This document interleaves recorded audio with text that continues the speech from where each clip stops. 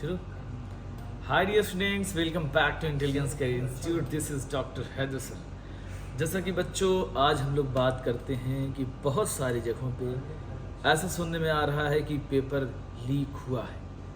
तो कुछ ना कुछ तो ऐसी गड़बड़ी है जो सुनने में आ रही है, कुछ ना कुछ तो गलत हुआ है ना। तो जैसा कि सन 2016 में अगर देखा जाए तो सन 2016 में भी पेपर जो है रिकंडक्ट हुआ था, क्योंकि सन 2016 में वो हम ही लोगों का बैच था, हमने जो है पेपर दिया था। तो पहले पेपर में हमारे आ रहे थे 520 मार्क्स, ठीक है ना। और दूसरा पेपर जो हुआ उसमें पेपर बहुत टफ आ गया था, और टफ पेपर होने की वजह से मार्क्स हमारे 40 नंबर्स कम हो गए थे, यानी 470 मार्क्स जो है आ पाए थे, जिसमें हमारी रैंक बनी थी 15,000 रैंक। और 15,000 रैंक होने के बाद जो है हमें जो है गवर्नमेंट कॉलेज नहीं मिल पाया, लेकिन हमने एक पेपर और दिया था जिससे हमको गवर्नमेंट फीस पे हमारा एडमिशन हो गया था। तो यहाँ पे भी सुनने में यही आ रहा है कि बहुत सारे सेंटर पे ऐसा हुआ कि वहाँ पे दूसरा सेट उन लोगों को मिला, यानी 2 सेट थे जो सारे मोस्टली सेंटर्स पर एक जो है पेपर हुआ जो सभी लोगों को मिला है, लेकिन दूसरे सेंटर पर उन लोगों को दूसरे पेपर मिले, है ना। पहली चीज़ तो जहाँ पर दूसरे पेपर मिले हुए हैं वहाँ पे तो री एग्ज़ाम होना चाहिए, है ना, क्योंकि उन बच्चों को 1 घंटे तक वो दूसरा पेपर सॉल्व करते रहे। 1 घंटे बाद उनसे कहा गया कि ये पेपर आपका नहीं है, फिर दूसरा पेपर दिया गया जो और जगहों पे हुआ। तो 2 घंटे में वही क्वेश्चंस, वही पेपर मैनेज करना बहुत मुश्किल है।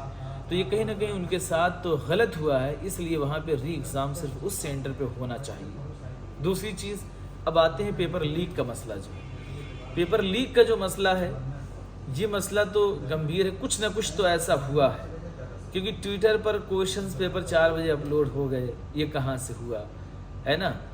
जो है तो ये सब कुछ ना कुछ तो हुआ है, इस वजह से ये सब हो रहा है। तो पेपर लीक जिस सेंटर पर हुआ है वहाँ पे तो मैं तो कह रहा हूँ कि री एग्ज़ाम होना चाहिए। मैं किसी उसमें नहीं हूँ, है ना। ये हालांकि बहुत ही मेंटल प्रेशर होता है बच्चों के साथ, और उनके हेल्थ इश्यूज़ के साथ काफ़ी खिलवाड़ किया जा रहा है, क्योंकि बच्चा जिस एंजाइटी से, जिस फियर से, जिस डर से गुजर रहा है वो बहुत ही भयावह है। उसको दोबारा से वही चीज़ें में फेस करना ये बड़ा मुश्किल होता है बच्चों के साथ। तो एक मेंटल हेल्थ के साथ खिलवाड़ किया जा रहा है, पेपर को सही से कंडक्ट ना करा के जो है। तो पेपर तो कहीं ना कहीं कुछ ना कुछ लोचा है ऐसा जो है, जिससे पेपर लीक होने की संभावना। देखिए जैसे जैसे समय बीत रहा है वैसे वैसे पुलिस गिरफ्तार भी लोगों को कर रही है, और पूछताछ में निकल भी रहा है, और एनटीए इसको मान भी रहा है कि हमसे गलतियां हुई हैं। तो अगर आप पहले तो एनटीए का मसला देखिए, एडमिट कार्ड को भी लेके बहुत रहता है ना, बच्चों को बहुत परेशान करना कि एडमिट कार्ड रिलीज़ ना करना, 1-2 दिन पहले रिलीज़ करना, उसमें भी फंसा के रखना, है ना जो है। और फिर यहाँ भी जो है एक एग्ज़ाम पूरे साल बच्चा पूरी तैयारी के साथ देता है, और आप एक एग्ज़ाम नहीं कंडक्ट सही से करा पा रहे हैं, तो ये शेम है आपके ऊपर, ठीक है ना। बच्चा इतनी मेहनत से 28 लाख बच्चे बैठ रहे हैं, है ना, जो 25 लाख बच्चे हैं जो बैठ रहे हैं एग्ज़ाम में, 25 से 28 लाख, तो एक बड़ा रेशियो है जो अफेक्ट हो रहा है कहीं ना कहीं। तो इसमें हमको तो यही लगता है कि सन 2025 से जो पेपर हैं वो सारे के सारे ऑनलाइन कर दिए जाएँ।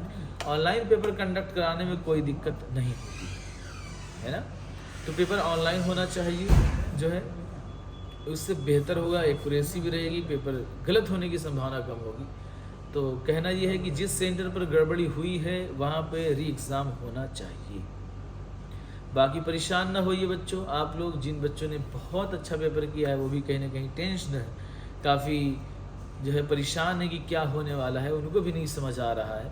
लेकिन आई होप कि बेहतर हो। मैं किसी के सपोर्ट और अपोज में नहीं हूँ, मैं ये बात रख रहा हूँ कि ऐसी ऐसी चीज़ें हुई हैं तो ये कहीं ना कहीं एक अफेक्टेड हैं बच्चे इससे। तो इसको मद्देनज़र देखते हुए जहाँ पे गड़बड़ियाँ हुई हैं वहाँ पर एग्ज़ाम कंडक्ट होना चाहिए। ओके, बाय बच्चों।